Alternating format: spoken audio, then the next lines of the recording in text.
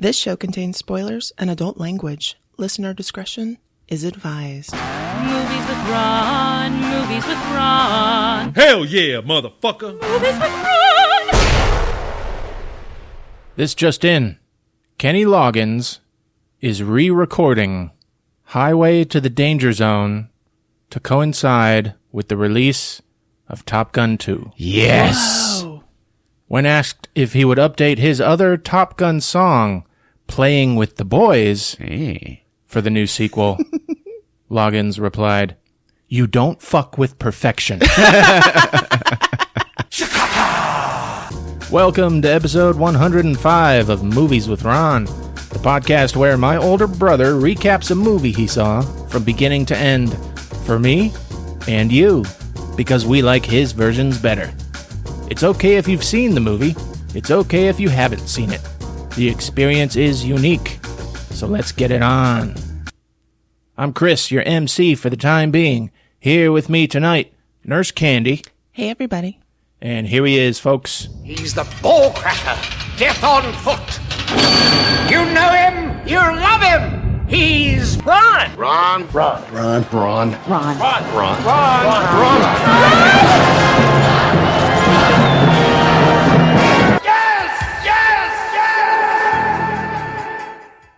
Hey, Ron. Hey, guys. Good job last week with Witchboard. Thanks, man. That was a lot of fun. I took from it that the fake pregnancy thing was a big thing in the story. Am I right about that? Yeah, sort of. Well, it should have been. The big thing was in Jim's pants. Come from behind. I got an idea for a video game. All right. Yeah, video games with Chris. Want to do it? What's your idea? It's a massive multiplayer online role-playing game. Did I say that right? I don't know. Waterworld, motherfuckers. Fuck yeah. Dude, a whole planet. Yeah, man. Yeah. The polar ice caps have melted. Right? And everyone gets to be a mer person. Ooh. Yeah. And you just start out with a simple boat, and you just build from there. All right? We're doing a raid this week on the Deacon of the D's. Yeah. See, then you have guilds, and guilds will build their, like, floating fortresses. They're atolls. Yeah. And the whole exploratory part of the game, you know, you're on the boat, but if you want to go get the good shit, you got to go down. Yeah. Underwater in the broken cities and find stuff. But there's, like, big fish down there you got to fight. Fucking cool-ass game right there. Hell yeah. Everybody wants to suck and savor the sweet flavor of dry land. Gee, let me think. Sure. All right. Have you all heard of this movie, The 1517 to Paris? I've heard of it. Yes. Clint Eastwood directed it. Yeah. He's on this kick where all he can do is make movies about, like, real heroes. You know what I mean? Sure. And y'all familiar with the true story it's based on? Nope. 3 Americans were on this. They were traveling through Europe. They were terrorists on a train, the 1517 to Paris. Weren't they soldiers? A couple of them were. I see. They stopped the terrorists. Oh. Yeah. Cool. We hate terrorists. Yeah. Clint Eastwood wanted to make a movie of it, Uh-huh. right? His last movie was like Sully or Yeah. American Sniper or something like that. We'll see you in the Hudson. There was this, like, production assistant on that movie, Yeah. and Clint Eastwood went to her and he was like, "Write this movie." Yeah? Yeah. And that's the movie I watched, The 1517 to Paris, Oh. written by this person who had never written a movie before, Oh, wow.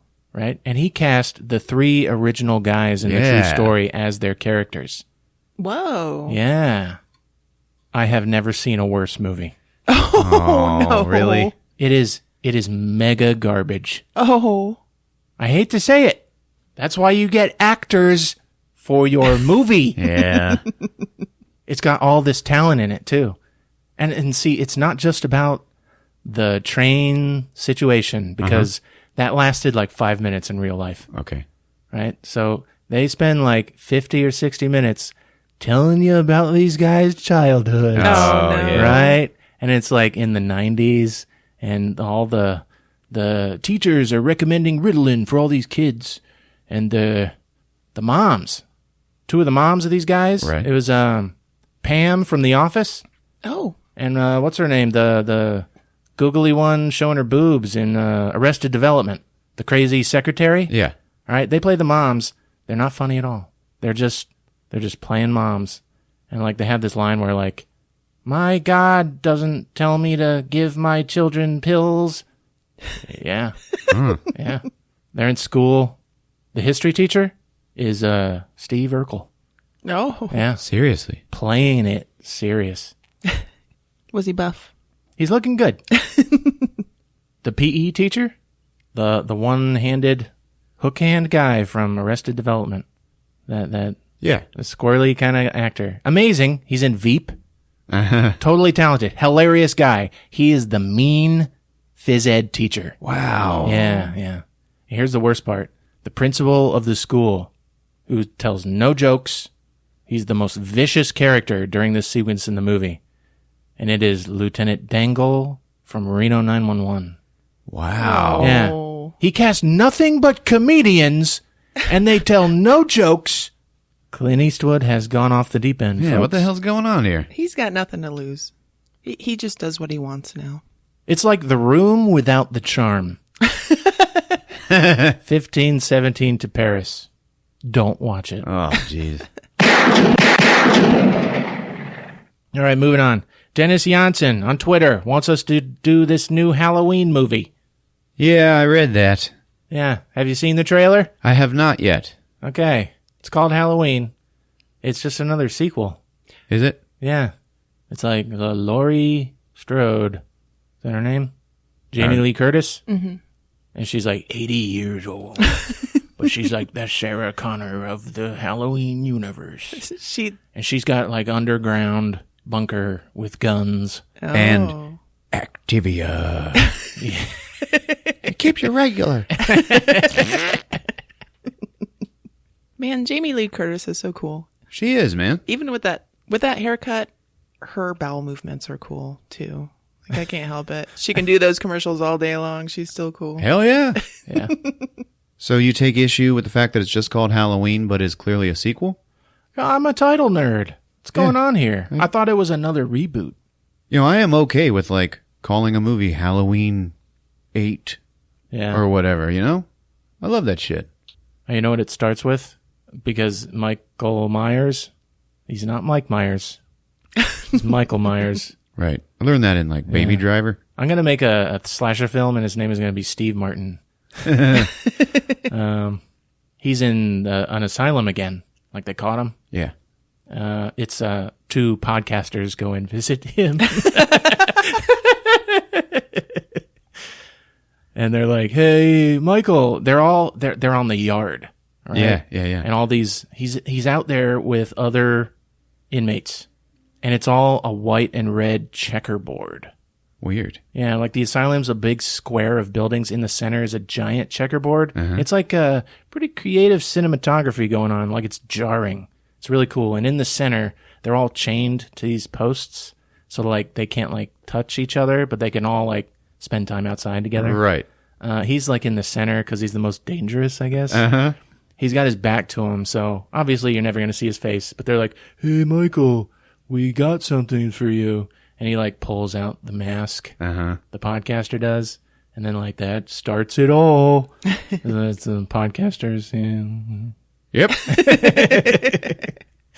That's what we do. We make things happen. We affect change.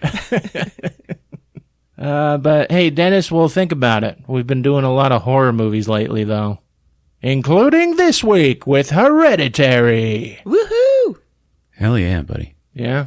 I love that we've come full circle and I can still make you watch horror movies that you don't want to see. Yeah. Yeah, you can.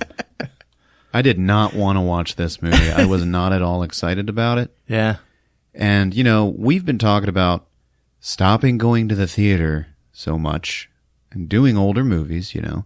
And I was like, yeah, all right. So we'll just do the big blockbusters that people are like really asking for, you know.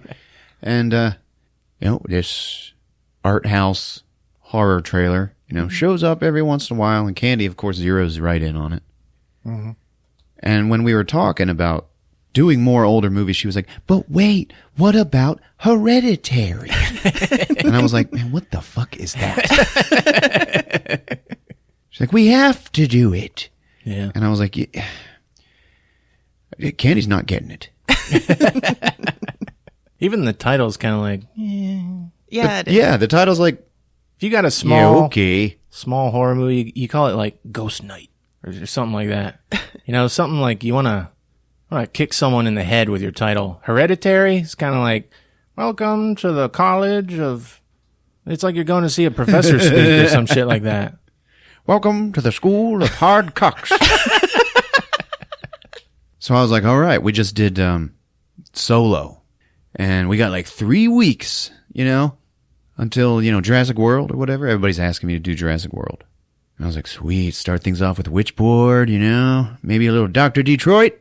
And then Candy's like, but wait, what about Hereditary? And I was like, oh, Jesus.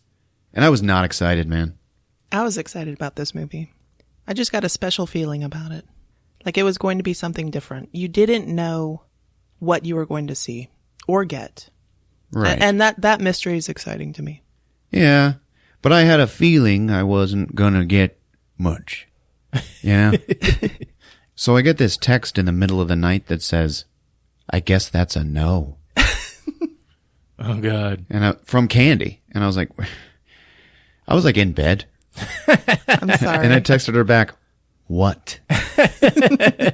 And then she writes me, if you need someone to go, if you want to go see this movie with someone tomorrow, I'll go with you. I sent that earlier today. And I guess I never got it. So I was like, oh yeah, okay. And I bought her a ticket and decided to take her because obviously she had been going all day wanting some sort of answer that I just wasn't given. And I was like, yeah, okay. So today I go to the theater, and this is how I do things. I don't show up late to movies. Okay? This is also why I very seldom bring people with me or meet them at the theater because they're always fucking late. Yeah. Oh. You know, and I gotta wait outside. I can't go in and pee. I can't go get my drink or anything like that because I gotta see it from beginning to end, right? Yeah. Yep, Candy's late. And to maximize my frustration, we went through that 15 minutes, you know, just before the start of the movie where I'm like blowing up her phone. And she's like, I know, I won't answer. That'll piss him off. And I texted her, okay, I am going in. And I left her name with the ticket taker lady. Yeah. So, you know, she was on the list. Oh, you can do that? It turns out you can. Oh, nice. So then Candy shows up 15 minutes late for this movie. Fucking seriously? Yeah. It hadn't started yet. Well, Were you like? I was getting out the door. I was suturing a wound. Nurse Candy, folks. like 10 minutes before it started, she was like, I'm coming. This isn't a very good story. The best part of the story is when she finally got into the theater and I was on the opposite end of the row that she came in on. And she had to like, oh, excuse me, sorry, sorry. I couldn't see anything. Anyway, Candy, you may begin your 3-part apology now. No, I loved watching this movie with you. It was great. Thank you. You're welcome. I was like, hey, what did he say? And she's like, I don't know.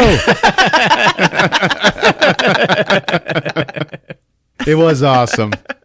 Candy like don't give a shit about making noise in the theater. I don't know what he said.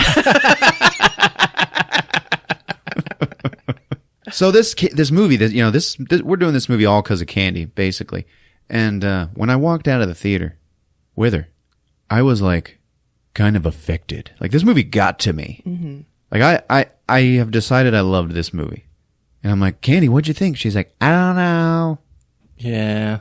I don't know what to think. Like, this was all for Candy, and she just kind of maybe didn't like it. It wasn't that. It's that it was a roller coaster. It was, man. And you walk out having to digest what you just experienced because he disorients you so much. Absolutely. You walk out of the theater realizing that without knowing it, you've just been kicked in the stomach for 2 hours. Yeah. And you walk out and you like wake up and you're like, why do I feel so weird? This movie was great, man. I loved it. Yeah, I can't wait. I love those kinds of movies. I have a feeling, I don't know, man. I'm not calling it the perfect movie by any means, but this is sort of a masterpiece. That's my take on it. I am glad you like it. Yeah, I loved it. Yeah. This movie is creepy from the very beginning. Is it different? There's a lot of things in this movie that are not different. Like, we've seen them a lot before, but man, not like this. It's just so beautifully done by this director. What's his name? Ari Aster. There's moments where it is so fucking dramatic that you forget you're watching a scary movie. Yeah. Until something scary happens. There is so much character drama in this movie from beginning to end. You will shit yourself. Toni Collette needs an Oscar for this movie. Like, she was asked to do so much in this screenplay. Like, so much emoting and fucking losing it. It's also an A24 seal of approval. Absolutely.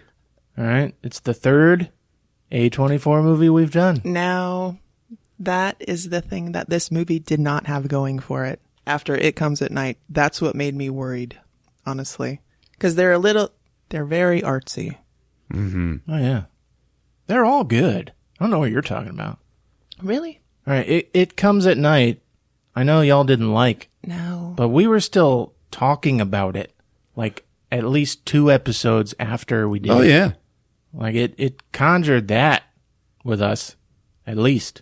And then the other one was Get Out, and that was fucking great. Oh, yeah. That was great. One thing that A24 does well is it blends art house with mainstream horror well. Mm-hmm.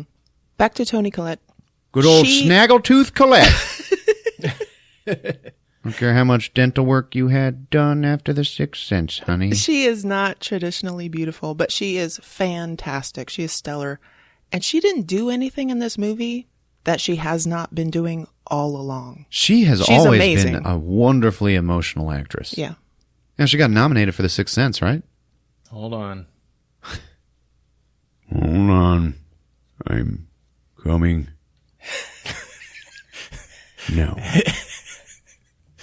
A24 did not do Get Out. Oh. So, yeah, okay. All right, now we have to start over. No, we're not starting over. We're soldiering on. You stupid asses. Okay, where were we? Toni Collette. She either plays a cool mom or a crazy mom. Oh, yeah. She's got that going for her. That is her Yeah. thing. Yeah. She kind of started out, I remember her, like, it was like Muriel's wedding, Miriam's wedding. Muriel's wedding. I love that movie And- so much. Yeah, that was her start. And I think, in a weird way, she capitalized off of not being that conventional Hollywood attractive Sure. standard. She's awesome, dude. Yeah. Yeah. And if you saw her start in Muriel's Wedding, she played an underdog in that movie.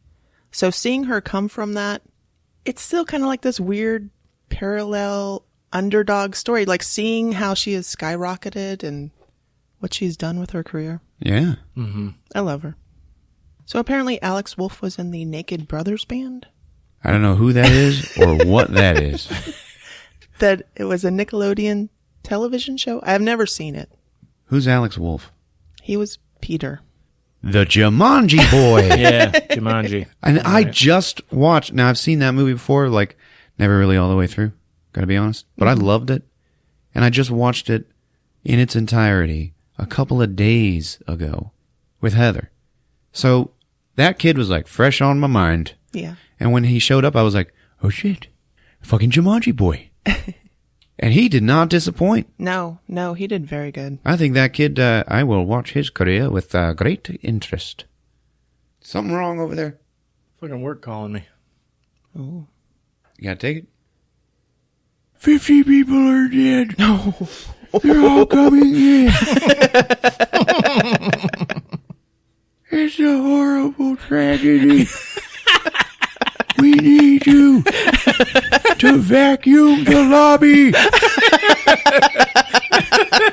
and go pick up the van. All right, everybody. Put on your Sunday best because we're going to a funeral. It's Hereditary on Movies with Ron. It's showtime.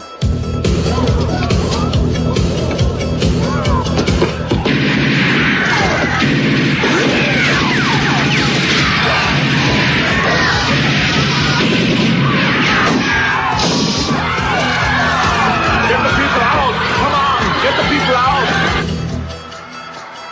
So it starts off with an obituary listing for this 78-year-old Ellen Taper Lee. And as soon as I saw that, I was like, oh, Jesus Christ. And I looked at Candy and I was like, remember all of this for me.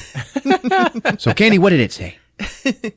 It said Ellen Lee passed away in her daughter's home and is survived by her daughter Annie, her son-in-law Steve, her grandchildren Charlie and Peter, and she also had a late son named Charles, and that was it. Wonderfully done. So then we settle into a window, okay? And out the window, we can see the coolest damn treehouse you ever seen in your life. It's like professionally built. It's like big, like a person could live in it. Yes. And then the camera pans around, and we see it is a workshop where somebody builds little miniature dioramas and like doll houses and shit. Mm-hmm. And then we close in on one of these doll houses, okay? And the camera starts getting closer to one of the rooms, and it's a bedroom.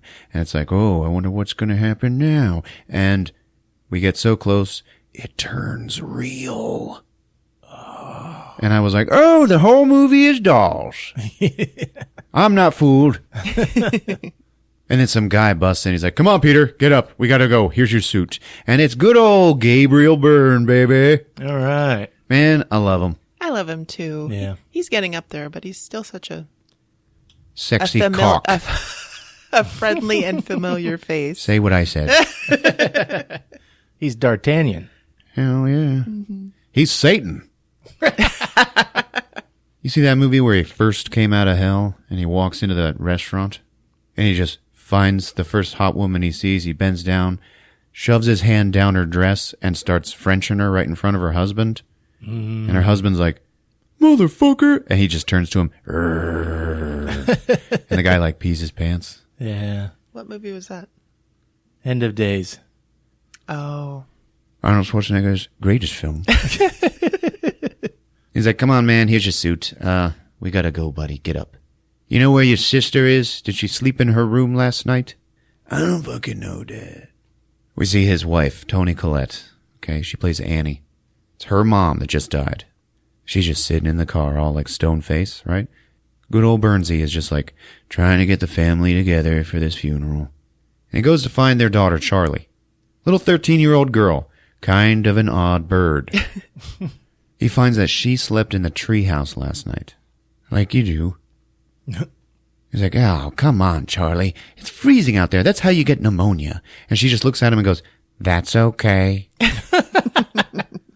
We just cut right to the funeral. Annie is eulogizing her mother.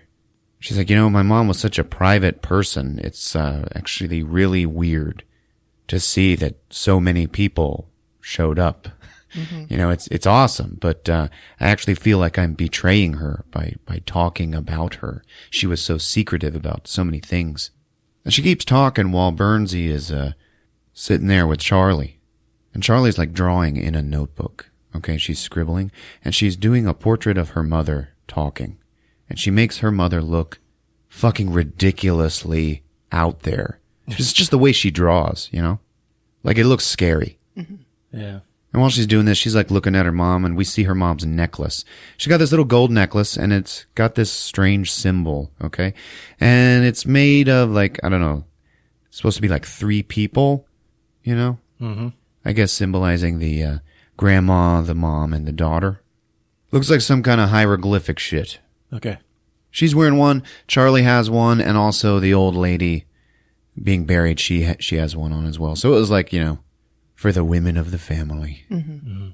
And it's this quiet, weird, awkward silence of listening to somebody talk at a funeral when Charlie just goes, and it's like, what? And it turns out that is Charlie's thing. She does that always. And it just cuts to Charlie, everybody walking by the body and stuff. And Charlie's like sitting there staring at her dead grandmother. And she's got this deadpan look on her face. And she's just eating a Hershey bar. She looks over and there's this like weird, creepy blonde guy standing there staring at her and smiling. Yeah. And it's like, okay, we got some weirdness happening. Burnsy just walks up and he's like, there's no nuts in that candy bar, right? She's like, The mom walks up. She's like, okay, let's go. Holy shit, there's no nuts in that candy bar, is it? No, it's fine. We don't have the EpiPen. Yeah, it's fine. Let's go. So they get home. And the kids like walk off to their rooms. And Annie and Burnsy are looking at each other like, well, we buried your mother. And Annie's like, should I be sadder? You should be whatever you are. Okay? It'll come. Don't you worry. It'll come. So it's like, yeah, already they're kind of a strong couple. Mm-hmm. Like they're communicating. We find out that Annie is the one making all of these miniature models. And she does it for a living. Like she's an artist. She's got like a gallery showing coming up. And all of these miniatures, they're all scenes from her life. Like she's making one of her mom dying in the hospice. Mm-hmm. Yeah, it's weird, man. And apparently she's gotten fairly well known for this. Burnsy's walking around like checking on the family. Hey, are you okay, babe? Yeah, I guess, whatever. Hey, Peter? Yeah, I'm just checking on you, man. Are you okay? Are you sad? And Peter's like, And it's like, oh, okay. He's like, yeah, I get it, man. I get it. Yeah, Grandma was kind of a bitch. Cuts to the mom tucking in Charlie. She looks at one of her drawings and it's her dead grandmother, like laying in the casket. Oh, God. Yeah, it's weird. And Charlie's pretty sad. You know you were her favorite, right? What? Yeah, I mean, like, even when you were a baby, she, like, wouldn't let me feed you because she had to feed you, She wanted me to be a boy. Yeah, well, grandmas are bitches, Whatever. What are you going to do? Who's going to take care of me? The hell are you talking about? I'm going to take care of you. No, I mean when you die. Oh, well then, your dad. He'll take care of you. And Peter, it's all good. And Charlie is like obviously weirded out. This is her first experience with death, and she was obviously very close to her grandmother. And Annie's like, you were so quiet as a baby. Just like you're quiet now. Are you sure you don't want to cry or something? You might feel some relief, And then at that point, the mom looks over on her wall. It's like covered in wallpaper, but next to the bed, carved into the wall, very tiny, is a word. And it's the word Satony. Satony. Mm-hmm. So what the hell? Annie goes into her workshop and she opens up a box of mom's things. She starts going through photo albums and stuff, and she finds this book called Notes on Spiritualism. And she opens it up and finds a note from her mother. And it's like, I'm so sorry, honey, that there were so many things that I couldn't tell you, about, life and everything. But don't you worry. It's going to turn out to all be worth it. All of our sacrifices are going to be worth it. They're going to pale in comparison next to the rewards. Okay? I love you, Mom. Mm-hmm. And Annie's like, what the fuck? Oh, shit. And that, like, makes her want to cry. She closes the book and walks away. So she turns around, and we just see it's dark in her studio. And in the shadows, like buried in the shadows, there is a fucking person standing there.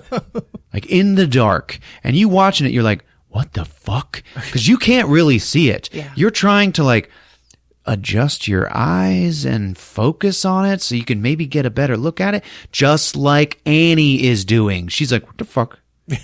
Fuck is that over there? And it's obviously like, man, something supernatural's happening. And it's her mother. Mm-hmm. It's the old lady. Damn. And then she turns on the light and nothing's there. She's like, oh, Mom? Like maybe, ghost? Nah, okay. And then she goes back to her bedroom with Bernsey. And as she's leaving, we see one of the dioramas she made. And it's her in bed with her newborn daughter. And her mother is standing over her with her boob out so that she could breastfeed her daughter. What? It is like, Creepy. okay, get ready, weirdness. Oh my God. Like, okay, yep.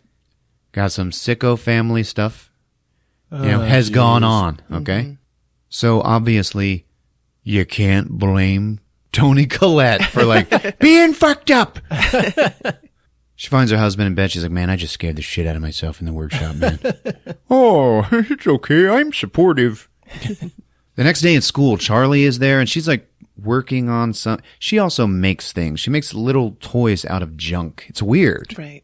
She's like fucking with something like that instead of taking her quiz. And the teacher's like, how about you focus on the quiz, then you finish your toy. And then, boom, a bird flies right into the window. And everybody's like, whoa, what's going on? Oh my God, it's dead, it's dead. And Charlie is just like staring straight forward. Everybody's still yelling about this bird that hit the window, and she's just looking at a pair of scissors on the teacher's desk. Ugh. Now Peter's in class, and they're talking about Heracles and shit, I don't know. Mm-hmm. And he's just staring at the ass of the girl in front of him. I'll make love to you. Yeah. Like you want me to. And he gets made a fool of because he wasn't listening to the conversation. And the girl turns around like, you must have been staring at my ass. Now we see Charlie eating another candy bar at recess, right at the hedges where the bird is dead. She's just staring at it, eating this candy bar, and you're like, man. Jesus. Girl. And she just reaches up and cuts the head off with the scissors of this bird. Mm-hmm. And then she turns around, and there's this weird old lady across the street, like standing outside of the fence for the school, like looking at her, smiling and waving. And, Charlie's just like, okay. And she walks away. And you're like, all right, what the hell's going on here? Like, was that the grandma's ghost? Grandma had short hair. This lady had long hair. But I don't know. Okay. Annie is at home on the computer looking up how to identify an apparition in the house. She's just, reading up. And she walks by a bedroom. The door is open, and it's her mom's old bedroom. So everything's empty, but on the floor, burned into the floor, is a big black triangle. And it's like, what the hell? What was that shit? Fucking seriously. I'm not gonna lie to you. It's gonna get weird. Oh, yeah. She comes out to Bernsey, and she's like, hey, man, were you in Mom's room? No. The door's open. And he locks it for her. He's like, it's cool, I got it. She's like, I'm sorry for being irrational. I just, it's just weird, okay? And at this point, even still, you're like, man, a good couple. What wife apologizes to her husband for being irrational? A good wife. A good wife. Hey, Dad, there's a phone call for you. It's the Morningwood Cemetery. Oh, what do they want? I don't know. Okay, here, I'll take it. Yeah, hello? Okay. And he walks away from Annie. What do you mean desecrated? Oh, God. Ooh. Yeah. What does that mean? Okay. All right. Click. What was it? Just some billing stuff. Nothing to worry about, babe. And Annie's like, okay, well, I'm going to go do that thing. Okay, I'll see you later. Annie is parked outside of a school or a gym. She's going into a support group that says, it's grief counseling for the loss of a loved one. Yeah. But she did tell Steve she was going to a movie. Oh, did she? Yeah. Okay. So she's kind of She's lying. keeping it She's undercover. lying to her husband. So everybody's in there crying, and they're like, okay, it's time to, open it up to any new people. And Annie raises her hand. Yeah, you know what? Yeah, maybe not. Oh, okay. Well, we'll all just be quiet and still and force you to talk. She's like, yeah, okay.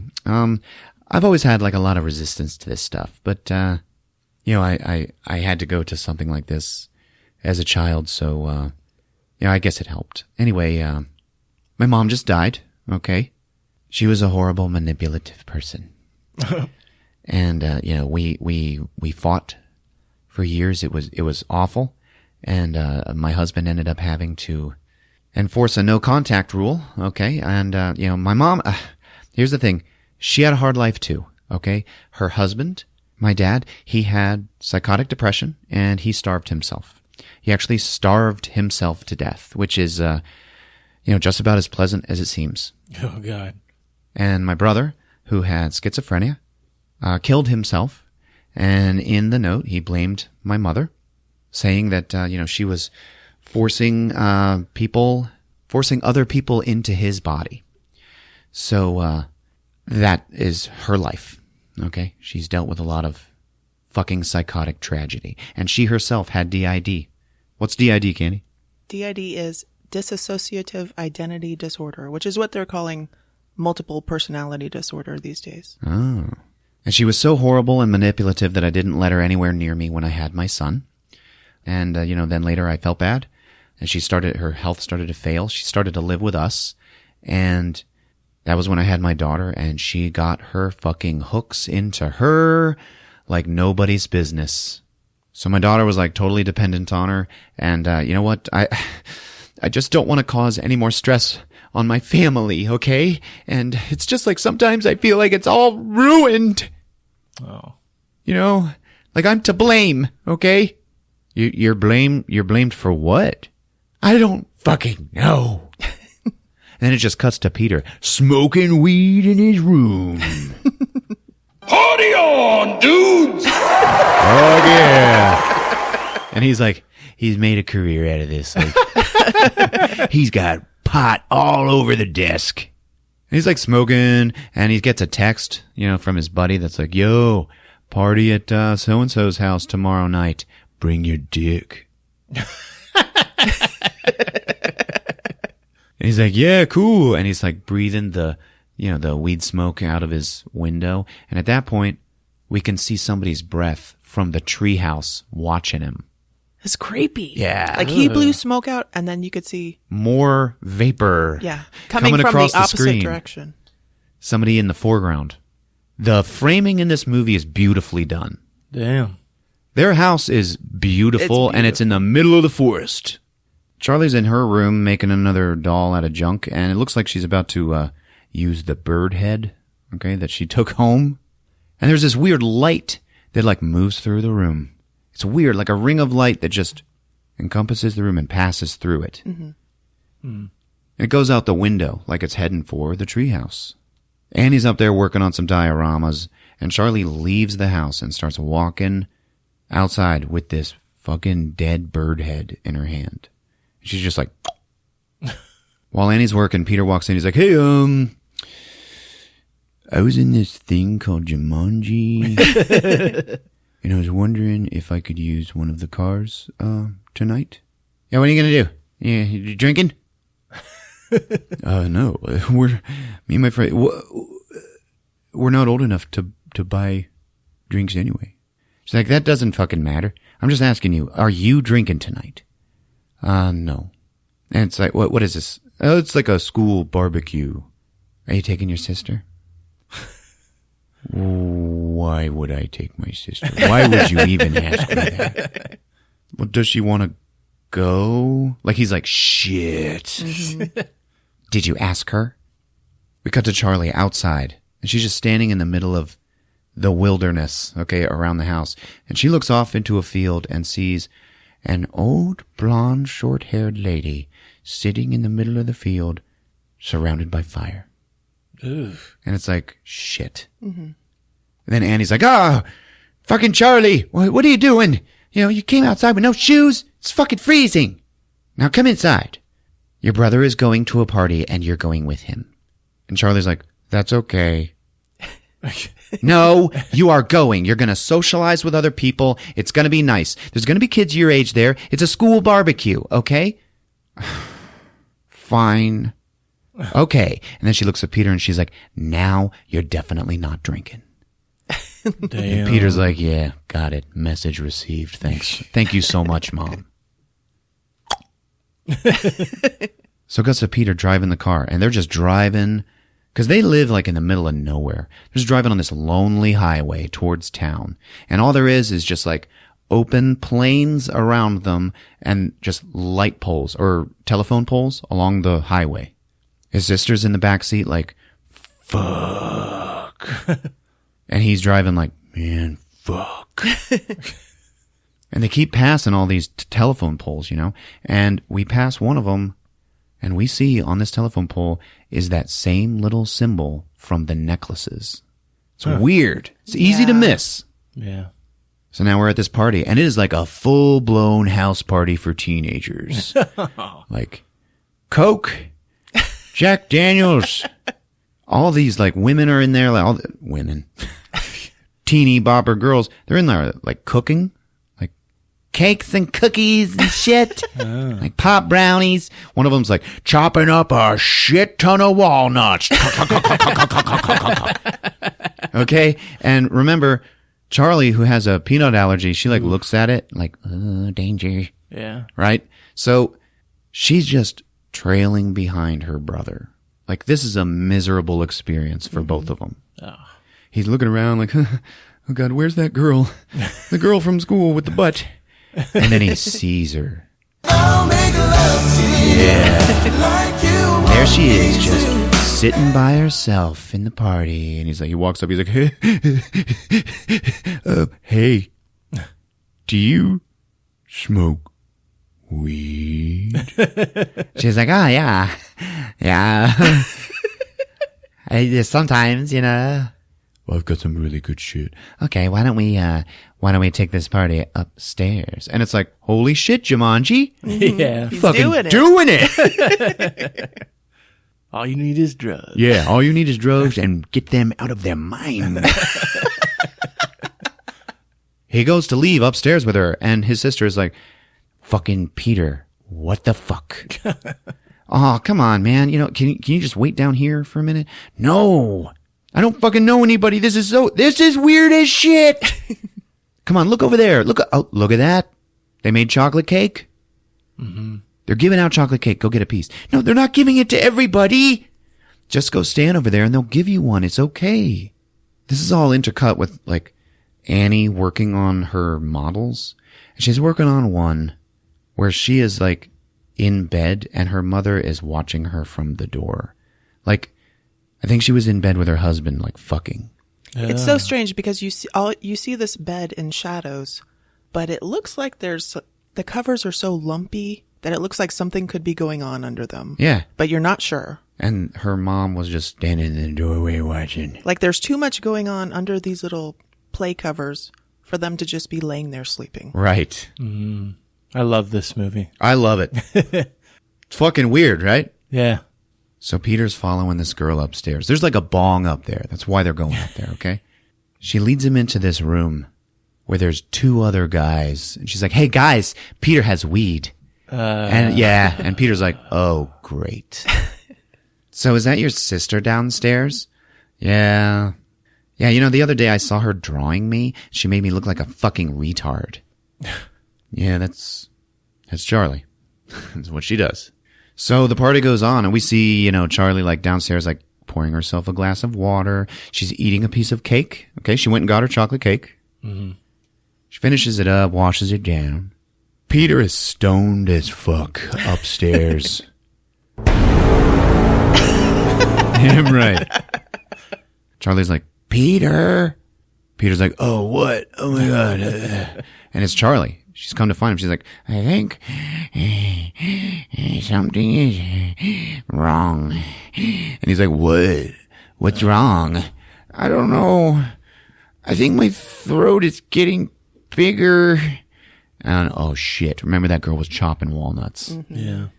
It's hard to breathe. And then it just cuts to Peter running out of that party with his 13-year-old sister, like in his arms. Mm-hmm. Yeah. And you're like, okay, cool. Yeah. You shouldn't have left her there, but, you know, go get her some help. Mm-hmm. And they're just speeding down the highway. She's in the back seat like, she cannot breathe. And Peter's like, don't worry, we're going to the hospital. It's going to be okay. And they're just speeding down this highway in the dark night, okay? Remember, there's nothing around but telephone poles, okay? Vroom, vroom, vroom. They're going by. He's like, fucking driving. She's going nuts in the back seat, trying to breathe. She's like, ugh. Yeah. She unrolls the window and puts her head outside to get some cool, have some air rush into her lungs. Mm-hmm. Peter's freaking out. He knows he's going to be in trouble for this, okay? And he is speeding. He's going like, I don't know, 80, 90 miles an hour. It was over 80, yeah. And all of a sudden, there's like a dead deer in the road. Ugh. And he swerves over towards the telephone poles. Her head is hanging out of the car, and then, block! What? Yeah. Oh, yeah. And it was shocking It as was hell. absolutely shocking. Yeah. Oh, my God.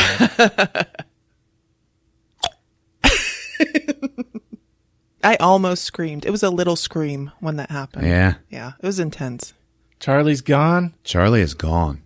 Peter just, he screeches to a halt, and he just sits there. And we just sit there with him. That's right. And he like has to like catch his breath, and he does not reverse the car. He doesn't even get out of the car. He just sits there and like silently weeps over what just happened. That is basically his fault. Jesus. And he just sits there, man. We sit there with him for like maybe 3 minutes. He's in like a fugue state. Yeah, a fugue state. And then he just takes his foot off of the brake and drives forward. Like now at a reasonable speed. He doesn't even turn around and look in the back seat. No. He just drives home. Pulls the car up in front of the house. Gets out. It's dark outside, obviously. And just walks inside. He walks past his parents' room, and you can hear them in there like talking. And he goes into his room and just gets in bed. It's not natural. On his face is a state of shock. Oh yeah, the entire time. The whole time. Yeah. He has no idea what to fucking do. Mm-hmm. He just gets in bed, does not go to sleep. He just stares straight forward like all night. Until the morning when he hears his parents talking. And his mom's like, I'm going to go out to the store and get some balsa wood. Do you need anything? No, I'm good, babe. Okay. Oh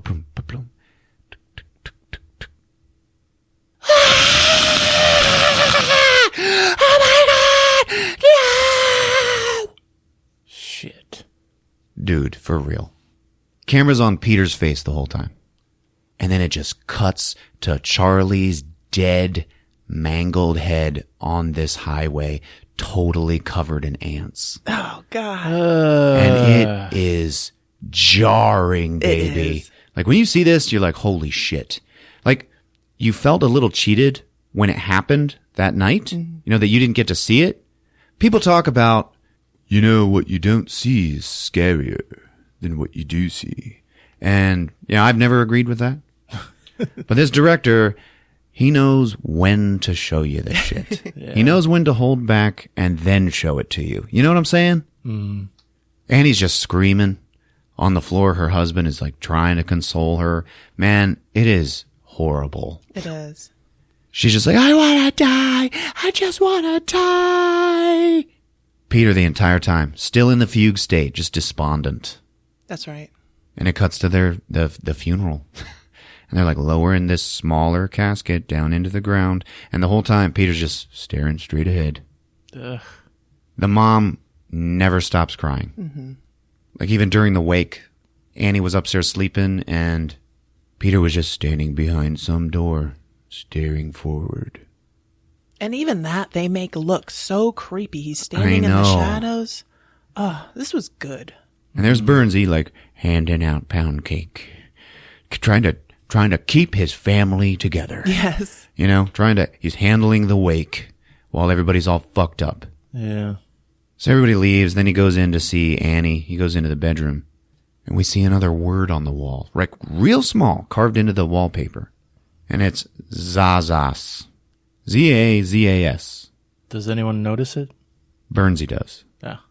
So he can't find Annie in there. She was in bed earlier, and he goes and climbs up into the treehouse, and there she is, where Charlie used to sleep. Okay? Mm-hmm. And she's in there with these heat lamps going. So it's nighttime, and you just see all this red light coming out of the treehouse. Yeah. Burnsy goes into Charlie's room, and he finds her notepad. And he's looking at her drawings, and they're all fucking crazy looking. And the very last one is a drawing of the bird head, like with a crown on it. Like a severed bird head, drawn by a 13-year-old weirdo. Oh, the bird. Yeah. Oh, jeez. Uh-huh. Holy shit. That is foreshadowing. That's what that was. Peter's in school, and he's just like staring straight ahead. And we see from his point of view, and it's like the teacher and the kid in front of him, and then up to his right is the rearview mirror with his sister's headless body in it. Oh. That was fucking great. Yeah. Damn. Like, he can never stop seeing it. And it turns out he didn't turn around and look. Didn't get out of the car. He was watching it the entire time in the rearview mirror. Oh. It shows him under the bleachers with his buddies, and they're all smoking weed. Everybody's laughing and talking about fucking, I don't know, Twitter and shit. And he's just like fucking getting as high as he can. And then all of a sudden he starts to feel a pain like in his chest. And he's like kind of freaking out. And they're all like laughing and shit. Hey man, are you okay? And he's like, I think my throat is getting bigger. Oh my God, I can't breathe. And they're like, well, what do we do? And he's like, just hold my hand. And it's weird. Yeah. He finally gets home, and it's nighttime. Like he stays out. Okay. He gets home on his bike. He's not driving anymore. Yeah. And he just gets off of his bike, throws it on the ground, and then just stands in front of his front door. Just like kind of shaking his hands, like trying to work up the nerve to walk inside. The entire time Annie is in the car watching him. Like she was already out there. She just hadn't started it up. He goes inside and she leaves. She goes back to the support group. She's looking at the front door. Nope, I'm not doing this. She just drives away, and she gets flagged down by this lady. Hey, I'm sorry. I recognize you from a couple of months ago. Are you doing better? You know, from your mom? No, my daughter was just killed. And it's like, holy shit. Yeah. Oh my God, I'm so sorry. You know, I'm telling you that this group helps. You know, my son died. And Annie kind of like, huh? It gets her attention. She's like, oh my God. Yeah, my son and my grandson drowned about 4 months ago. The little one was 7. And Annie's like, oh my God, yeah. I am so sorry. So she's kind of connecting with this woman, you know? Mm-hmm. The lady's like, my name is Joan, and I'm going to embarrass myself now, but here, take my number, and if you ever need to talk, you just call me, okay? Okay, thanks. And Annie just drives away. Annie is like barely holding it together. Yeah. Like her sanity is just about to fucking break. It's pretty much broken. How about that? You know, like now she's just a fucking shell. Right? Yeah. Yeah. She was near tears, like all the time. The entire movie. She's like about to cry. Yeah. And Joan was a very warm, welcoming presence. Yeah, sweet old She was sweet a old good lady. character, yeah. Annie's in bed with Burnsy, and she gets up. I'll be right back. No, you won't. You're taking the blanket with you. Like he notices when she gets out of bed. He's such a great husband. He is. Yeah.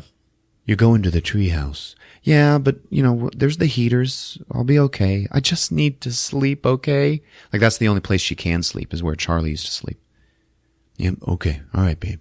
And there's Peter in bed just, like, looking out of his window at this red light coming out of the treehouse. And then all of a sudden he senses something in the room, and he, like, slams up out of bed, looks off into the dark-ass corner, and, yep, there is somebody standing there in the dark. And it's like, got long hair. It is probably Charlie. Holy shit. And he's like fucking squinting at it, just like you are. Yeah. You know, it's just too dark to be able to see what it is. Mm-hmm. And then finally we kind of see that, yep, it's just like probably a chair with a jacket on it. Anyway, it scares the shit out of him. So time passes. Everybody is kind of maybe unraveling just a little bit. Like the family is breaking down. The mail is piling up in the mail slot in the door. And we see the mail, and then somebody slips a flyer in that says, calling all skeptics.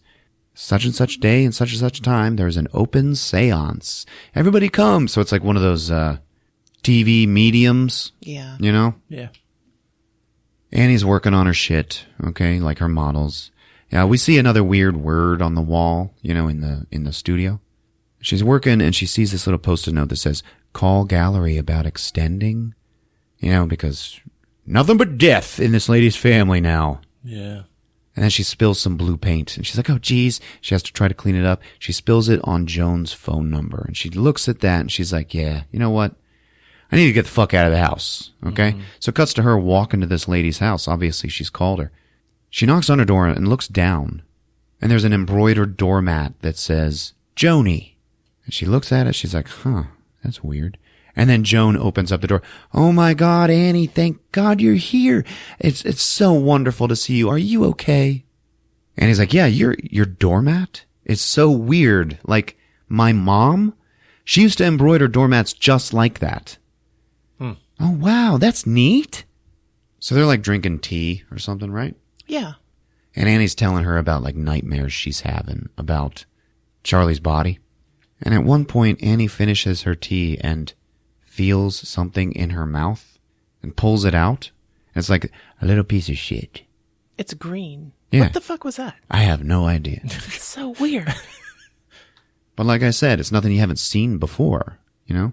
Like that was in that movie about the cure for wellness and shit. Drinking shit and there's shit in the drink. Yeah. So what we do on Movies with Ron, drinking shit with shit in your mouth. How's your relationship with your son? And then Annie's like, oh, okay, let me tell you about my son. So I sleepwalk, okay? I haven't for years now, but I used to a lot. And one night, I was around my family, and I had paint thinner with me. And I was covered in paint thinner, and my family was covered in paint thinner. And I pulled out a box of matches, and I struck one, and then I woke up right then. She's like, I blew the match out immediately, but that happened. Okay? Like, that's fucked up. She's like, you know, I would never choose to do anything like that, but, you know, the reality is I can't take it back. It happened, and Peter has never forgiven me for that. He has never forgotten it. Yeah. So that's what my relationship is like with my son. What do you think of that shit? Jesus. Peter gets home from school and he's like, you know, fuck my life. Mm-hmm. And Burnsy, good old Burnsy, he's like, hey, did you sign up for that SAT prep course, you know? Yeah, I'll do it tomorrow, Dad. I fucking killed my sister. Now, okay, you know, that's important. It's coming up. This is trying to maintain normality. Yeah, trying to maintain. Is he like hurting too? He's too busy trying to keep everybody together. Oh, we find out he's hurting.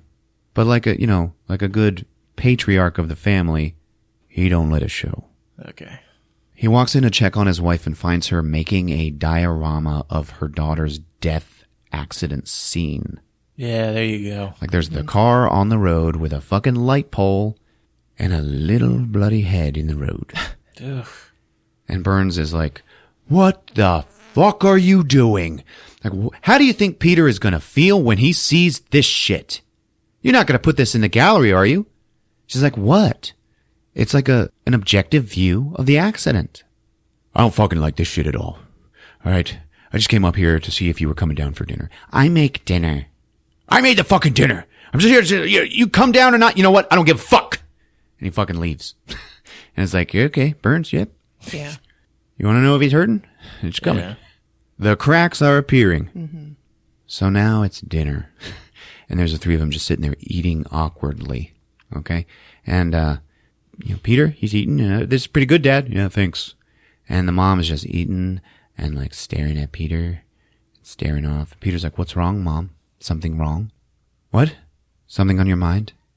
I don't know. Is there something on your mind? Now you look like you want to say something. You want to say something? Go ahead. What? Why? So that you can sneer at me? You know, you always have this sneer on your face. What are you talking about, sneering? And then Toni Collette tells him, like, about the sneering.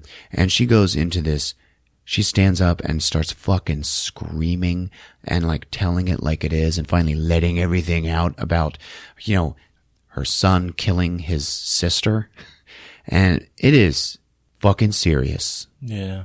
She's like, I know that you feel horrible. I know that you are hurting, and I wish that I could shield you from it. I really wish that I could take that pain away from you. But your sister is fucking dead.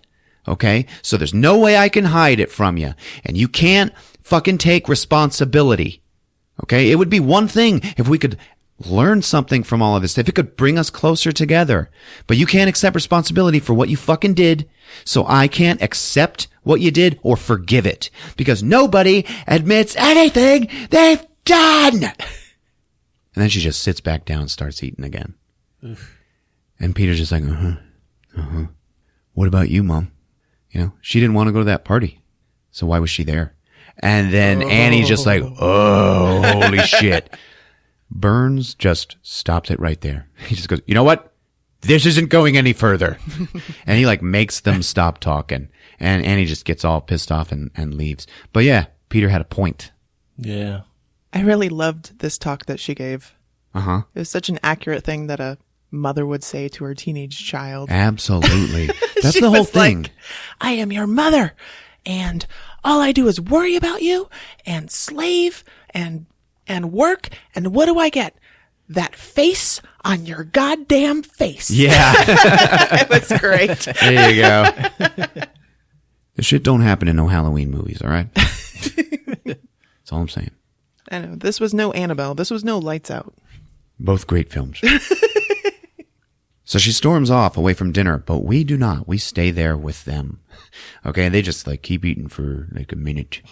And Burns just like stops and just holds Peter's hand. Like he just wants him to be okay. Yeah. The next day, Annie is going to the art supply store to buy some model shit. And in the parking lot, she runs into Joan. Joan? Oh my God, Annie, it's so wonderful to see you. You're never gonna fucking believe what just happened to me.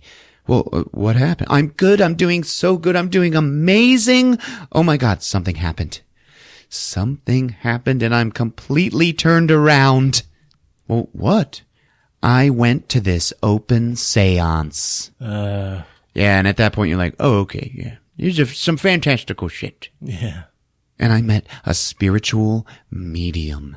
Okay, it was amazing. And the place it was full of skeptics. Okay, nobody believed anything, but they brought in a spirit from the 19th century. And even this guy next to me who was like a neurologist, he was like changed after this. It was incredible. So what I did is I talked to the medium about my son and my grandson, and she came over to my house. And Annie's like, oh, Jesus Christ. Like, I don't want anything to do with this crazy shit. It's like, no, oh my God. She came over and she conjured my grandson. Oh, holy shit. I can't believe you're even telling me this. This is fucking crazy. She's like, I know how it sounds. I know, but this is real. Please come over to my house. You have to see what's happening there. Please. It will mean everything if you just come over. So it just cuts to those two in Joan's house. They're sitting at her table. She's got an upside down glass on the table and then one single lit candle. It is a dick candle. Okay, put your hand on the glass, but don't put pressure on it, okay? We'll both do it together. Louie, are you here? And right then, Annie hears like off in the house somewhere. And it's like, whoa. Louie, if you're here with us, please try to slide the glass. And then it moves a little bit. And Annie's like, holy fucking shit! It scares the shit out of her. She like looks under the table for magnets and shit. There's nothing. Okay. She sits back up. Joan is like asking Louie questions, like slide the glass from left to the right, for yes and no and shit. And it slides and Annie is freaking the fuck out. And then all of a sudden, whew, her hair like wisps. Okay. Like something flew past her. Yeah. And she gets up. She starts fucking freaking out. Joan's like, wait. There's more. She pulls out this little kid's chalkboard and she puts a tiny little piece of chalk on it. She's like, Louis, if you have anything, do you want to use your chalkboard? If you have anything to say, go ahead and write it on the board. And then this little piece of chalk just starts sliding across it, and it writes, I love you, Grammy. No. It was fucking like, what the fuck? Yeah. Like, they have taken the Ouija out of the Ouija. Annie is so emotional over this shit, she has to stop. She's like, I gotta go. I don't want to. I'm too fucked up. I'm leaving. Joan's like, okay, wait, here's the thing. Here, take this with you. She hands her this piece of paper. She's like, you read this. What language is this in? I don't even know what it is. But this lady read it, and it unlocked my grandson. Yeah. Okay, and now I can talk to him. So you read this, and then you choose an object of hers, okay? And it'll be your link to her, okay? Just do it. But when you do it, everybody has to be in the house. Yeah, everybody's got to be in the house. Everybody in the family. Annie's walking out, and Joan just yells out, you didn't kill her, Annie. What did you just say? She's not gone. Annie's driving home. She's just like, I don't know what the fuck just happened, but I'm going home. And behind her in the back seat, you just hear, Oh. and she's like, holy shit! She turns around, nothing there. And it's like, oh shit. Yeah, she finally gets home, and now it's nighttime, and like she's like crying, and she can't sleep. And she just like turns over in bed and sees some ants on the pillow. And you're just like, oh shit.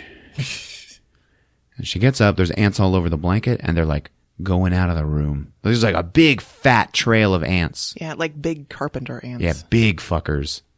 She follows them into Peter's room, okay? She looks at Peter in bed, and he is completely covered in ants, like all up on his face, and they're like pouring out of his mouth. Like fucking Peter is dead. Ugh. He's covered in ants. Ugh. And she's just like, holy shit! She is just horrified. And you are horrified because you're like, man, number one, how did he die? Okay. But second, like, what the fuck is going on here? She keeps losing all of her kids. And then Peter goes, Mom. And then we see that she's just sleepwalking. And he's just like sitting up in bed looking at her. And she's like, oh my God. I'm sorry. Is Charlie here? And he's like, Mom, what the fuck are you doing? Why are you so scared of me? She's like, what? I didn't want to be your mother. And then she goes, oh. Yeah. Oh, God. She covers her mouth. She can't believe and she you're like, said oh that. my God. She just said that? Yeah. And he's like, why? You didn't want it. Why? I wasn't ready. I was young. I was pressured by her. I wasn't ready for it. And he's like, you fucking bitch. Oh my God. She's like, I don't know. I know. I tried to stop it. What the fuck? What do you mean you tried to stop it? I tried to have a miscarriage. What the fuck? You tried to kill me? How? I did everything they tell you not to do. Oh, God. And he's like, you fucking bitch. You tried to kill me. You tried to kill me. So they're yelling at each other. And now all of a sudden they're both covered in paint thinner. Yeah. They're wet. Yeah. They're just both wet. And it's like, what the fuck is happening? And then all of a sudden, boom, they just both catch fire and she wakes up in bed again. Oh. So she gets up and actually wakes up Peter for real. And she's like all up in his face. She's like, Peter, wake up. And he wakes up. She's like, I'm so sorry. I'm so sorry for everything that I've said. I can't believe any of it. I love you so much. Oh my God. Come on. We're going to do something. Come on. And then she wakes up Bernsey too and brings them both downstairs. And it's like kind of twilight. Okay. There's some light coming in, but you can tell it's still like not waking hours. It's 2 a.m. Oh, okay. All right. There you have that. So she gets them downstairs and she wants to start doing this seance shit. And she's like, I need you both to concentrate. And they're like, on what? On Charlie. Okay, I don't want anything to... What the fuck are you doing, Annie? Come on. She's like, no, Bernsey, please. I need you to be open to this. I just need you to be, please. She's like, I tried it earlier, like 20 minutes ago, and it worked. And you watching the movie are like, Yeah. So she pulls out this incantation thing and she reads it. And I didn't really understand, even if she was saying gibberish. I guess I kind of missed it. Maybe I was trying to get to my drink or something. I don't think she actually read it. Oh, really? She said she read it earlier. Oh, well, I guess that makes sense. But it was sitting on the table. I was still trying to drink my drink. So she's like, Charlie, are you there? If you're in here, please move the glass. And then Peter's like, what the hell was that? What? You don't feel that? You don't feel the air like flexing? And then the glass like slides across the table. And everybody's like, holy shit! Damn.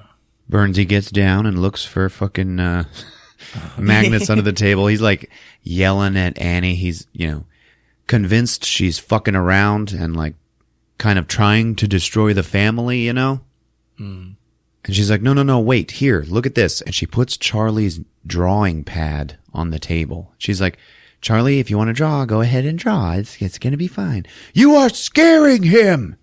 She's like, no, he's not scared. And then there is this huge plume of flame up out of that candle. It's weird. It's just like in Witchboard. Yeah. Like when I saw it, I was like, hey, what's wrong, Charlie? And you know what? I think it was now that Burnsy got down to look for magnets under the table, because he gets down there and then we just start to hear this. Oh my God. And he's like, and then he stands up and looks at his wife and she's the one making the noise. And it's like, oh shit, Annie's fucking possessed. Yeah. Damn. And then Annie starts yelling out, Mom, are you here? What's going on? And like, they're both looking at her like, what the fuck are you doing? What the hell's going on here? And she's like, oh my God, what are you doing? Why are you scaring me? And like, it's like, holy shit, she's possessed by Charlie. Yeah. Who is like scared of what's happening with the seance. Oh, God. Peter's crying by now. Peter is crying by now. And Burnsy goes into the kitchen, gets a glass of water and comes out and douses her with it. And she wakes up and she's like, what happened? Peter's bawling his ass off, so he goes up to the bathroom to jerk off. I'll make love to you like you want me to. So later, the next day or something, he's in class, okay? And he's like, just looking forward, whatever. And then that same little light that was like flying around Charlie's room and kind of passed through it, he sees that shit like on the floor. And he turns around and he's like looking around the room like, what the hell was that? And then he catches his reflection in like a glass case, and his reflection is just sitting there smiling back at him. But he's like, the look on his face is, and he's just like looking at that shit like, the hell's going on? And then he hears, he's like, holy shit! It scares him, and he's like, I gotta go to the bathroom, and he leaves class. Annie is at home, and she gets a call from Burnsy. He's like, I just got a call from Peter at school, and he is convinced that he is being haunted by a vengeful spirit. Oh, God. I have a son to protect, you bitch. And she's like, don't fucking talk to me like that. He's my son, too. And then Burnsy just hangs up on her. Right then, she like tries to call him back. She leaves him a nasty voicemail, and then the phone rings, and she thinks it's him, but it turns out it's the gallery. And they're like, we're just calling to find out if you're doing okay. We know everybody in your life is dying, and, if you need an extension, it's totally fine. And she ends up hanging up, and then she just destroys the model that she's working on, which was going to be a model of her mom's funeral. Right. Burnsy gets home, walks into the studio, and the whole place is trashed. He's like, what the fuck happened here? I didn't feel like looking at it anymore. She's just like sitting on the floor, like, fuck this. Right. But when him and Peter first walked into the house, he goes, ugh. Yeah, What is that's that right. smell? What is that smell? What the hell's Like going it on in here? stinks in there. He also looks over to the corner and finds a model of a headless body and laying in bed. Remember that? Yes. I was like, what? He ends up sleeping on the couch now. So the marriage is fractured. He's treating her like she is off her rocker at this point. He's like, got to take a bunch of pills to go to sleep, you know? That's what men do. At night, while he's sleeping, Annie hears some like scratching and scribbling in the house, and she follows it into Charlie's room and finds her fucking notepad on the bed, sitting there with drawings appearing like being scribbled onto the pages. Yeah. But you don't see like a pencil or a pen. Okay, it's just happening. And then the page will flip and another one will begin. And it's like happening over and over. And she's just like watching the shit. Like, what the fuck? Peter is in bed and he hears, and he's like, oh shit. He turns over and yep, there clearly in the dark is Charlie standing in his room. Oh. And he's like, Charlie? And then her head like lolls forward and falls off of her body and rolls across the floor. Once it comes into the light, it's like a basketball. Yeah. And then the family dog is like snarling in the doorway. So it's like, spirit in the room, baby. I don't think they had a dog. They had a dog in the very beginning of the movie. They did? Mm-hmm. Okay. When they got home from the funeral, Bernsey was petting him. Oh, shit. I missed that. That's why I'm sitting in the big seat. So he's watching this dog and he's like, what the fuck? And then a pair of hands come out from under his bed, but like by his pillow. And they just start grabbing his head and trying to pull it off. Yeah. And he's struggling and fighting. And all of a sudden there's his mom. Like, what are you doing? And he's like, what the fuck? You were in here. You're sleepwalking again. You tried to pull my fucking head off. And she's like, no, man, you were just like thrashing around in your bed screaming. I wasn't doing anything like that. I just came in. But listen, you're right. There is something happening in this house, okay? And only I can do anything about it. Do me a favor. Do not tell your dad everything that you just said, okay? Don't tell him that I was trying to pull your head off, okay? Don't do that. She's looking at the drawings later, and they are all pictures of Peter with his eyes X'd out. Yeah. And like, every time you turn the page, the eyes get a little more X'd out. You can tell it's Peter from the mole. That's right. There is a big mole on his face. This freaks her out. She goes downstairs to the fireplace and throws the book into it. And then her arm catches fire. She's like, what the fuck? She cannot put it out. And she realizes what's happening. She pulls the book out of the fireplace and stomps it out. And then the fire on her arm just goes out. So that's weird, right? Yeah. The next day, Annie freaks out and decides to go and talk to Joan. So she goes to her door and she's banging on it. She's looking down at that doormat, right? She sees that again. It says Joni. It's embroidered, just like her mom used to do. She's banging on this door, okay, and no one's answering. And then the camera is inside Joni's apartment. And we see that there is full-on, like, witchcraft happening in there. And there is like a big triangle burned into the table and all this weird witchy shit, like incantations and fucking bones and candles all over the place. And in the center of this triangle is a photograph of Peter. Like Peter has been hexed. Oh. What? But she doesn't come to the door. Joni's not home, right? Well, at that moment, Peter is at school and he's outside and he hears somebody calling his name. Peter! Peter!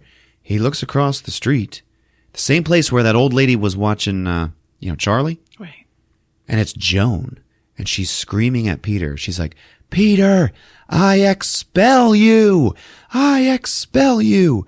Satoni! And she starts saying the words that were like carved into the walls in the house. Yeah. Oh, God. She's like, Peter, get out! Get out! And he's like looking at this lady and looking around. And he's like, what the fuck is going on? Annie goes back home and goes back to her mom's boxes of crap. Okay. She flips through the book on like the nature of spirituality, right? She digs deeper and finds more books. One of these books has a certain symbol embossed into the front of it. And it's the same one on her necklace and the one we saw on the telephone pole. Mm-hmm. She opens it up. It's witchcraft, baby. All right. And she's reading stuff about like summoning demons and like summoning this one particular spirit called PayRon, which is like, if you conjure him, you'll get riches. And there's a picture of this guy like sitting on top of a mountain of gold.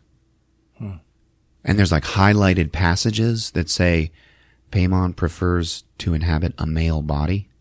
She's like, what the fuck is this shit? She throws it down. She pulls out a photo album. She starts looking through it. And it's photos of her mom when she was like really young. And, the kids and stuff. And Yep, she keeps flipping. And then there's photos of her and this lady who looks really familiar. She keeps flipping it, and as time goes by in the photos, it's Joan with her mom. What the fuck? And all these other people, like they're all together, doing stuff, having meetings and shit. And then there's photos of them like showering her mother with gold coins and shit. Yeah, it was so weird. It's like fucking witchcraft rituals. Oh, God. Her mom was in a wedding dress. Yeah. And they're sprinkling gold coins on her. Now, in the book, Payman is described as the king of mischief. There you go. Also. That explains the doormat. Yeah, her mom actually made it for her. In the box, you bring up a good point. She also finds other doormats. Okay. Like for her brother and shit. Peter's at school. He's walking down the hallway. That light thing passes by again, and he's like looking through the window of some door at the end, and there's one of the teachers who's like standing there watching him. Burnsy is at work, and he's writing an email to the nut house. Oh. He's like, I think my wife is going crazy. And then he gets another email, and he opens it up, and it's from the cemetery. This is what happened to your mother-in-law's grave, and it's just empty. Oh, jeez. Yeah, it's been dug up. Annie's walking around the house, and she's like, you know what? I got to find more shit of my mom's. So she opens up the attic door, and we just hear bzzz, flies. Like, a lot of them. She goes up there. There are flies buzzing in front of the camera the entire time, okay? And she's like taken aback by the smell. She's looking around. There is a headless body in the corner of the attic. And it's like in the same wedding dress that her mom was in the photos. And it was all black and Yeah, rotten. it's been dead a while. There's also a candle burning next to it. Yeah. And, crap drawn on the floor. And then on the wall next to it is that same symbol. Okay. Right. Peter's in class, and all of a sudden he starts hearing like all around him in class. He's like looking around, and it's like, and then all of a sudden he just juts his hand up into the air, and it's all like crooked and weird looking, like he is having a seizure of some kind. It looks like a marionette arm that has been yanked up by a string. Yeah. Yeah. Ooh, like somebody else is controlling him. Yeah, there you go. So he's got his hand in the air, and the teacher's like, Peter? Yes? And he's just sitting there like that, frozen, with this fucked up look on his face, like he's having a seizure. The girl in front of him, the girl he likes, turns around and gets this look of horror on her face when she sees his face, because she turns around, his head is crooked to the side, his face is turning red, one eye is bugging out, his mouth is slack, like he's being choked. That's right. And then he just slams his face down onto his desk, and all this blood like explodes out of his nose, and everybody screams, and he just sits back up, fucking does it again. And it's like, holy shit. At that point, he kind of like wakes up, and he's like, oh, and he staggers backward. He's looking at what's going on. There is blood streaming down his face, and he just runs out of the room. Oh. Burnsy gets the call, and he has to go pick him up. So he's driving him home, and his nose is all bandaged up. It's been broken.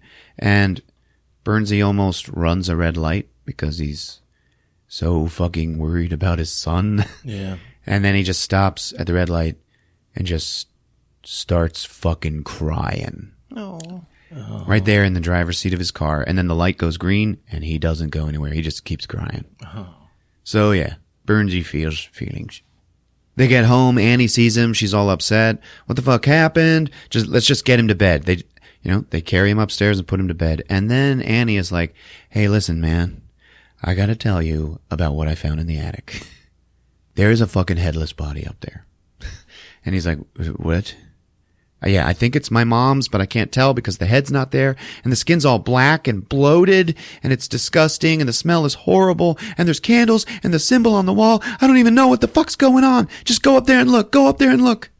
And he's like, yeah, at your mother's headless body. Yeah. Okay. So he does. He goes up into the attic. While he's doing that, she runs down to the fireplace and starts building a fire. Okay?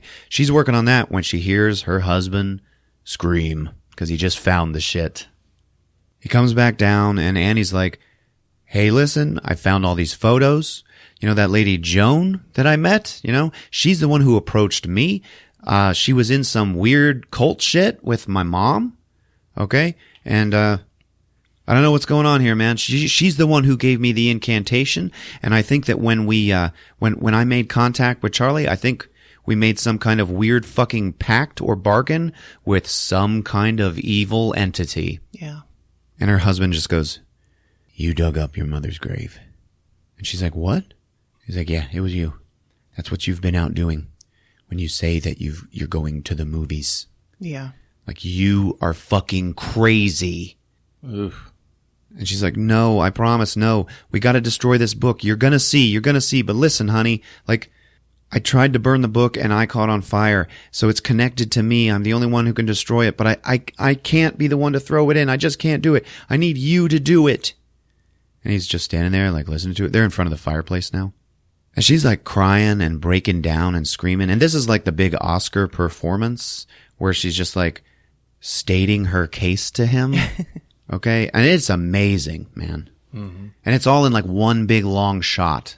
Like, there's no cutaways. Like, they actually kind of walk back and forth through the house while Toni Collette is like screaming and crying and telling him about all this cult bullshit. Yeah. She's like, "Please, you got to throw it in. You got to be the one to throw it in." And he's like, "Okay."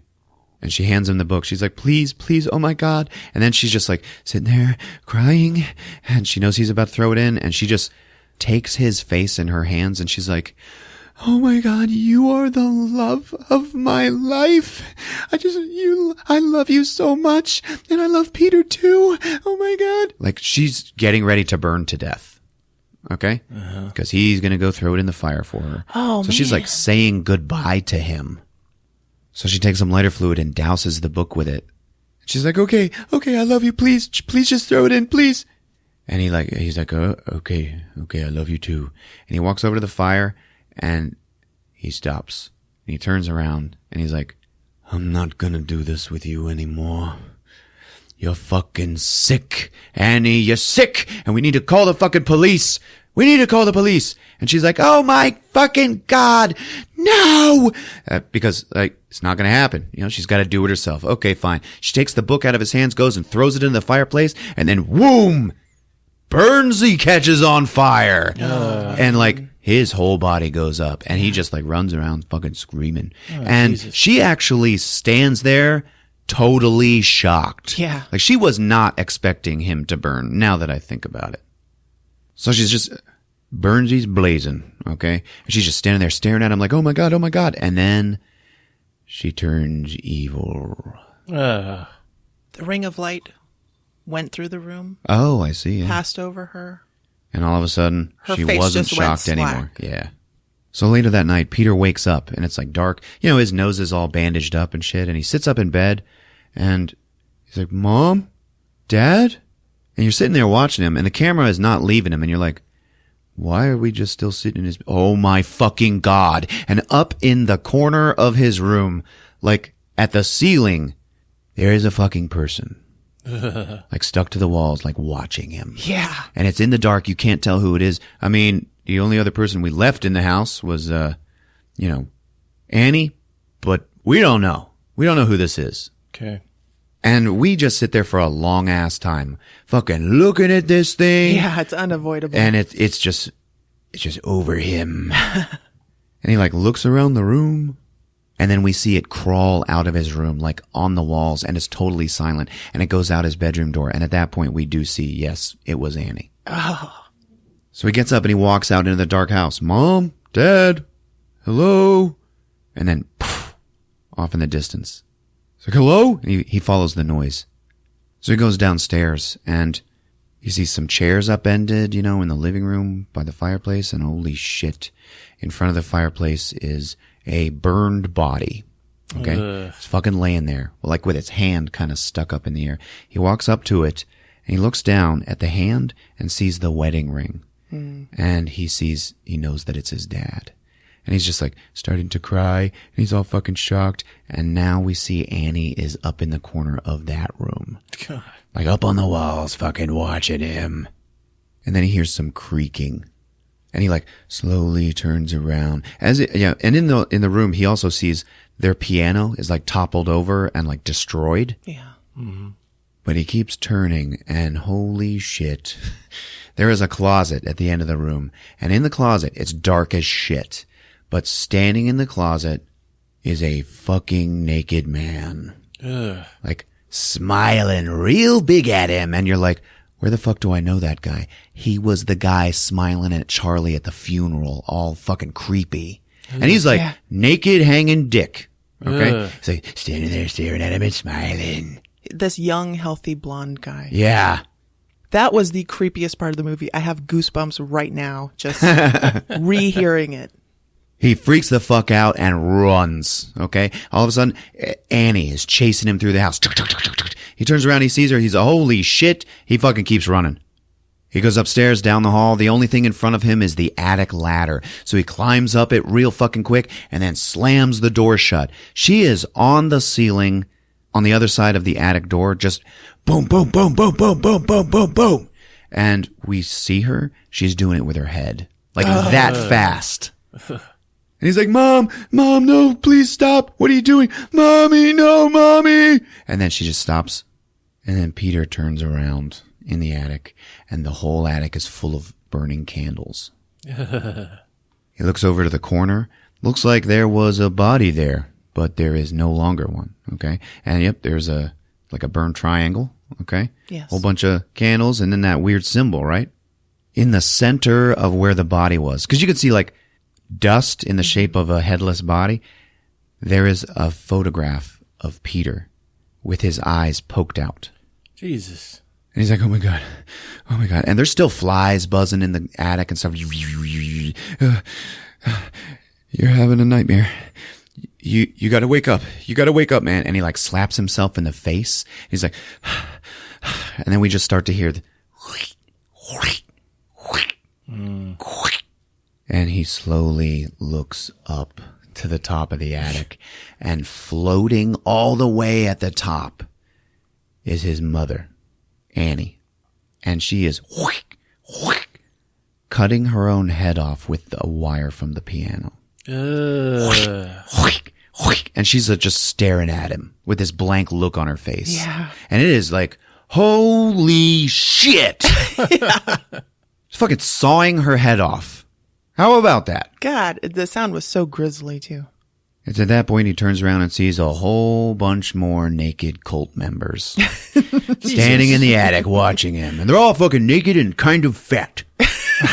Where are all these assholes coming from? And he's like, holy shit! And he backs away and runs from them and just jumps right out the window of the attic, falls down and lands face down in the garden out front. And like he's dead. Yep. The camera just stays on his body for like a long time, and we continue to hear.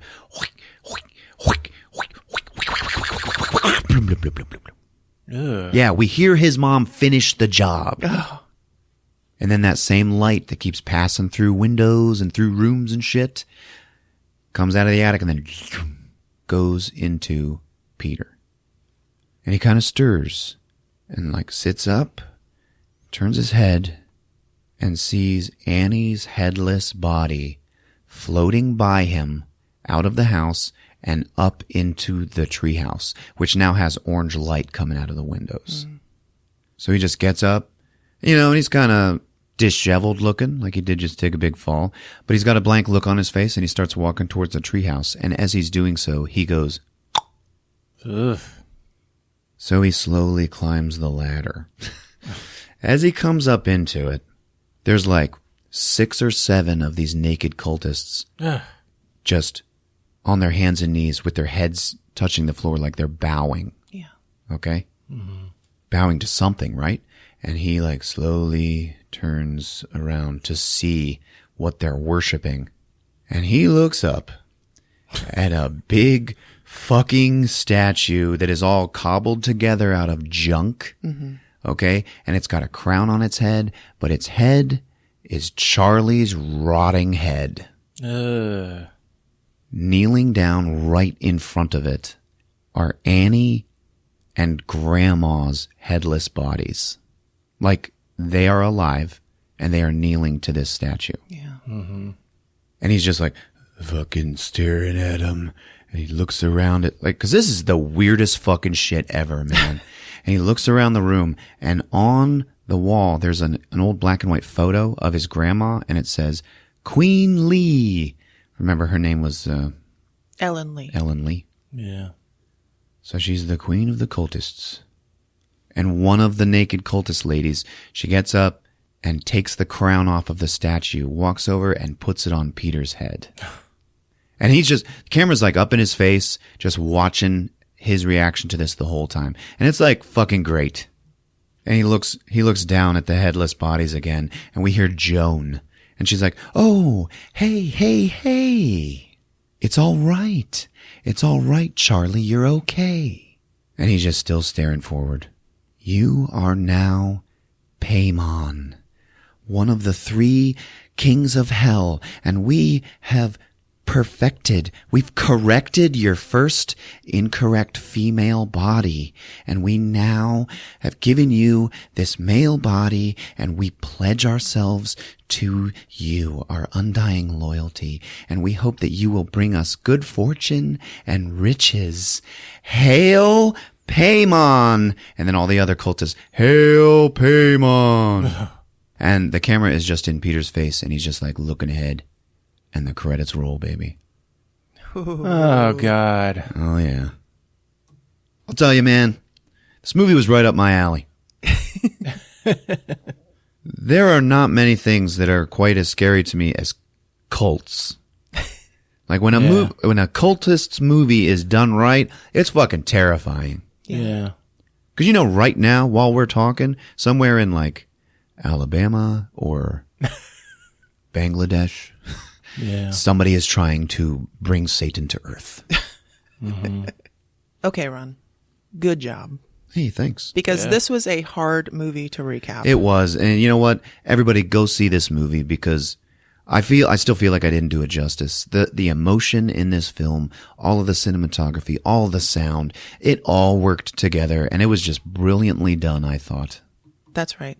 Now, it seems like a simple premise, but the road going there is a total mindfuck. Absolutely. And it is scary. There are genuinely scary, shocking moments in this movie. Fuck yeah.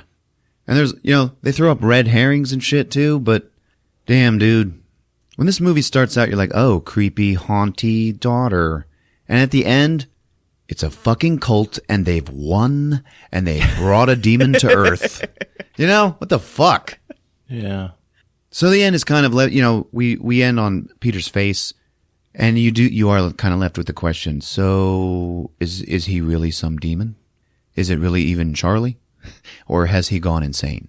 Yeah. Is it still just Peter or not? Does it even matter? Like he might be possessed by Charlie?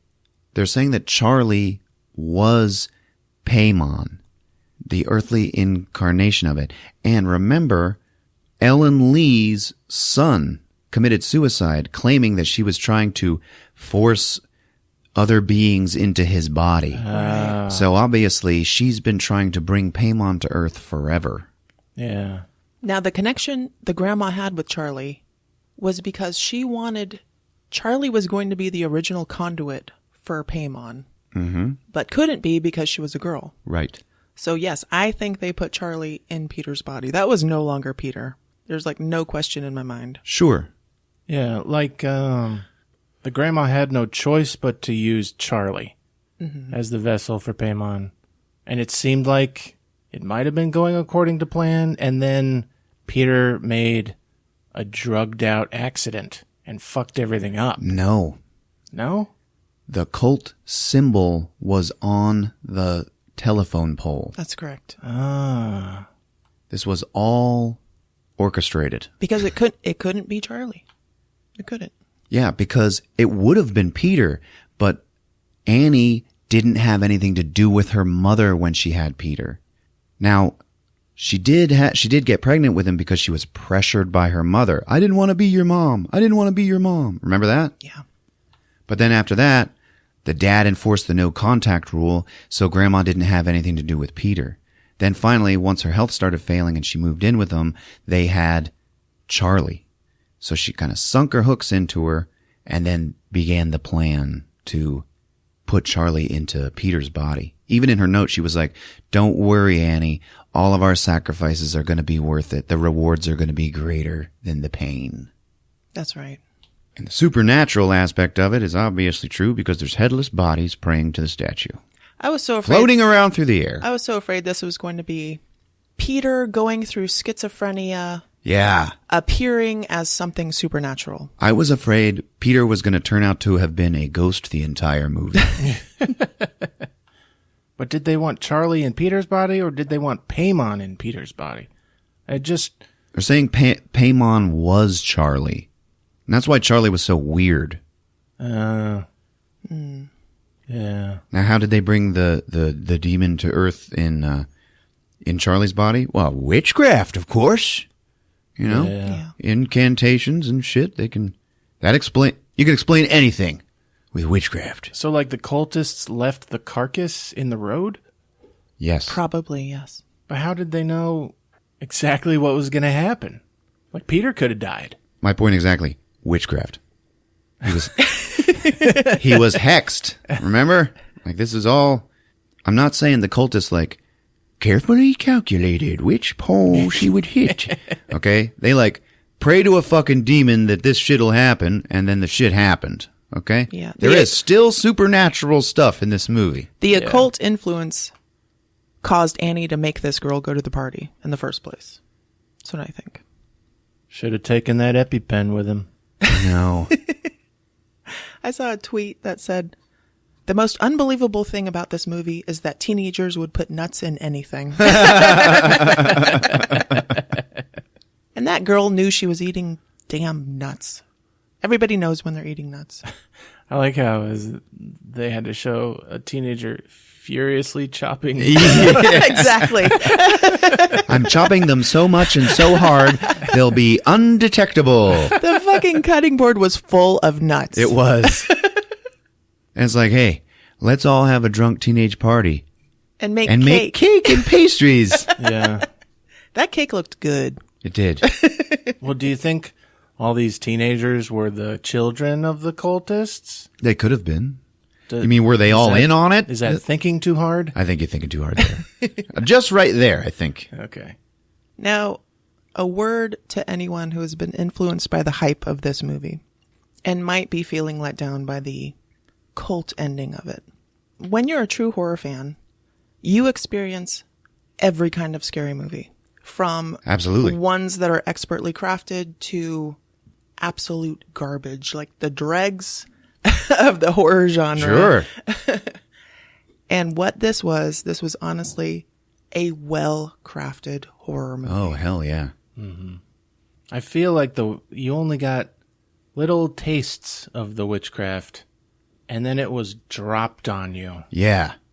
And you're not supposed to make complete sense of it. But I want to make sense of it. Yeah. It reminds me of The Witch, honestly. It's way better than The Witch. It Like is you're better just than The Witch. you're just a fly on the wall watching like profound shit go on. Yeah. I went to this movie like, goddamn candy, I gotta go see fucking Hereditary. I knew he wasn't happy. And I left with some sort of clarity. I found, not like I found meaning, but I got to watch it. Even though I didn't get it. Yeah. You know? Don't you want to get it though? They give you answers. They give you answers I to pretty your much questions. get it, I think.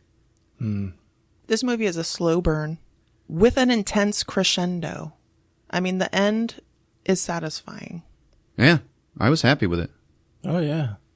I left with like fucking dread in my heart. Like while I was driving over here. And I want to see it again tomorrow. All hail Paimon. See, that's the thing is it's not Satan. No. Like, I think of Satan as... It's a lot scarier than it's not Satan. Yeah, because Satan is like... He's too busy. Yeah. And he's seems like Satan follows a certain set of laws. Like, just like God does. Uh-huh. He's just the antithesis. But, like, one of the three kings of hell. Yeah. And it's like weird, selfish demon kings. Yeah. And it's like, ones you can't understand or control, like fucking PayRon. I know. Yeah, we've talked about cultists before. Uh-huh. They're pretty potent. I feel they are because, like, man, that shit could be happening. Yeah. Like, everything from this movie, like, yeah, you got floating bodies and you do have all the creepy supernatural shit, but, like, all of the dread and fear coming from the core family element, that, like, makes it all close to home because everybody can identify with family shit. Mm-hmm. And then you got fucking cultists who are, like, the whole scary thing about them is the secretive shit. Yeah. You know? And, like, anything can happen, baby. Yeah, they don't follow any rules. Yeah, that shit is scary. I feel sorry for the son who killed himself. And I don't really understand how Annie fits into it. Yeah, it's like she was kind of just caught in the current of the grand plan. That's right. She was a pawn. Yes. Mm. And that naked blonde guy, that was the spirit. That was the embodiment of PayRon. And if you saw that, if you see that image, smile on his face. It's fucking weird, man. Ugh. Yeah, I can imagine. So I'm looking forward to seeing what Ari Aster does next. All right, folks. If you're using Apple Podcasts or iTunes, we'd love it if you'd leave us a rating and review. We're on all your other favorite podcast apps and movieswithron.com. We got Twitter @movieswithron. There's a Facebook page. Check us out. It's been fun. Yep, we love you. See you later. Movies with Ron.